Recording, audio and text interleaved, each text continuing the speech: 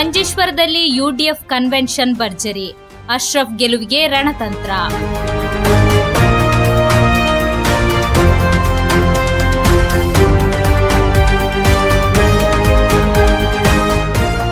ಮುಂಬರುವ ವಿಧಾನಸಭಾ ಚುನಾವಣೆಯ ಹಿನ್ನೆಲೆ ಯುಡಿಎಫ್ ಅಭ್ಯರ್ಥಿ ಎಕೆಎಂ ಅಶ್ರಫ್ ಅವರ ಗೆಲುವಿಗಾಗಿ ಆಯೋಜಿಸಲಾದ ಯುಡಿಎಫ್ ಮಂಡಲ ಕನ್ವೆನ್ಷನ್ ಮಂಗಳವಾರ ಭರ್ಜರಿಯಾಗಿ ನಡೆಯಿತು. ನಯಾ ಬಜಾರ್ನ ಫೆರೋ ಆಡಿಟೋರಿಯಂನಲ್ಲಿ ನಡೆದ ಈ ಬೃಹತ್ ಸಮಾವೇಶವು ಸಾವಿರಾರು ಕಾರ್ಯಕರ್ತರನ್ನು ಆಕರ್ಷಿಸಿ ಕ್ಷೇತ್ರದಲ್ಲಿ ಚುನಾವಣಾ ಕಾವು ಹೆಚ್ಚಿಸಿದೆ. ಸಂಜೆ 3 ಗಂಟೆಗೆ ಆರಂಭವಾದ ಸಮಾವೇಶವನ್ನು ಕರ್ನಾಟಕದ ಆರೋಗ್ಯ ಸಚಿವ ದಿನೇಶ್ ಗುಂಡೂರಾವ್ ಉದ್ಘಾಟಿಸಿದರು. ಈ ಸಂದರ್ಭದಲ್ಲಿ ಮಾತನಾಡಿದ ಅವರು, ಮಂಜೇಶ್ವರವು ಸೌಹಾರ್ದತೆಯ ನೆಲೆಬೀಡು. ಎಕೆಎಂ ಅಶ್ರಫ್ ಅವರ ಗೆಲುವು ಕ್ಷೇತ್ರದ ಅಭಿವೃದ್ಧಿಗೆ ದಾರಿ ಮಾಡಿಕೊಡಲಿದೆ ಎಂದು ಹೇಳಿದರು. ಕಾರ್ಯಕ್ರಮದಲ್ಲಿ ಕಾಸರಗೋಡು ಸಂಸದ ರಾಜಮೋಹನ್ ಉಣ್ಣಿತ್ತಾನ್ ಮಾತನಾಡಿ, ಕ್ಷೇತ್ರದಲ್ಲಿ ಯುಡಿಎಫ್ ಪರ ಅಲೆ ಇದೆ ಎಂದು ವಿಶ್ವಾಸ ವ್ಯಕ್ತಪಡಿಸಿದರು. ಕರ್ನಾಟಕದ ಮಾಜಿ ಸಚಿವ ರಮಾನಾಥ ರೈ ಅವರು ಗಡಿಭಾಗದ ಜನರ ಹಿತಾಸಕ್ತಿಯಲ್ಲಿ ಅಶ್ರಫ್ ಅವರ ಪಾತ್ರವನ್ನು ಶ್ಲಾಘಿಸಿದರು.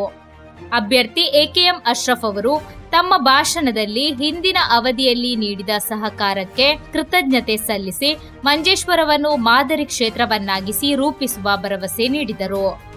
ಈ ಸಮಾವೇಶದಲ್ಲಿ ಮಂಜುನಾಥ ಆಳ್ವ, ಅಜೀಜ್ ಮರಿಕೆ, ಡಿಸಿಸಿ ಅಧ್ಯಕ್ಷ ಪಿಕೆ ಫೈಜಲ್, ಸುಬ್ಬಯ್ಯ ರೈ, ಎಕೆ ಆರಿಫ್ ಸೇರಿದಂತೆ ಯುಡಿಎಫ್ನ ವಿವಿಧ ನಾಯಕರು ಭಾಗವಹಿಸಿ ಕಾರ್ಯಕರ್ತರಿಗೆ ಚುನಾವಣಾ ಸಿದ್ಧತೆಯ ಬಗ್ಗೆ ಮಾರ್ಗದರ್ಶನ ನೀಡಿದರು.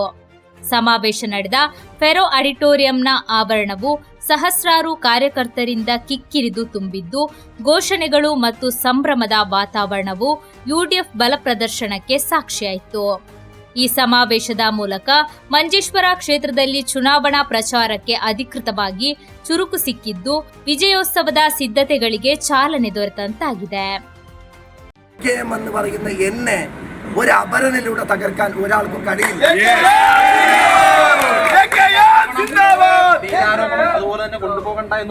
അല്ല, ഞാൻ പറയുന്നത് മഞ്ചേശ്വരത്ത് നടക്കുന്ന പോരാട്ടം ബിജെപിയും യുഡിഎഫും തമ്മിലാണ്. മഞ്ചേശ്വരത്ത് ബിജെപിയെ തോൽക്കാൻ എല്ലാ മതേതര വിശ്വാസികളും ഒന്നിച്ച് നിൽക്കണം എന്നുള്ളതാണ് എൻ്റെ റിക്വസ്റ്റ്. മഞ്ചേശ്വരത്ത് ബിജെപി ജയിച്ചു കയറാൻ പാടില്ല. ഈ ജില്ലയിൽ ഒരുപാട് കൊലപാതകങ്ങൾ ഏകപക്ഷീയമായി നടന്നിട്ടുണ്ട്. ഇത് മാർച്ചാണ്. റിയാസ് മൗലവി എന്ന് പറയുന്ന ഒരു മനുഷ്യന്റെ കടുത്തറുത്ത് കൊന്ന വേദന മനസ്സിൽ പേറുന്നൊരു മാസമാണ്. ഞങ്ങൾക്കിവിടെ വേണ്ടത് കൊലപാതകമില്ലാത്ത കാസർഗോഡ്, മതേതരത്വത്തിന്റെ കാസർഗോഡ്, വർഗീയ കലാപങ്ങളില്ലാത്ത കാസർഗോഡ്. അത് ശ്രമിക്കുന്ന ബിജെപിക്ക് കാസർഗോഡ് മഞ്ചേശ്വരത്ത് ജനങ്ങൾ വോട്ട് നൽകില്ല.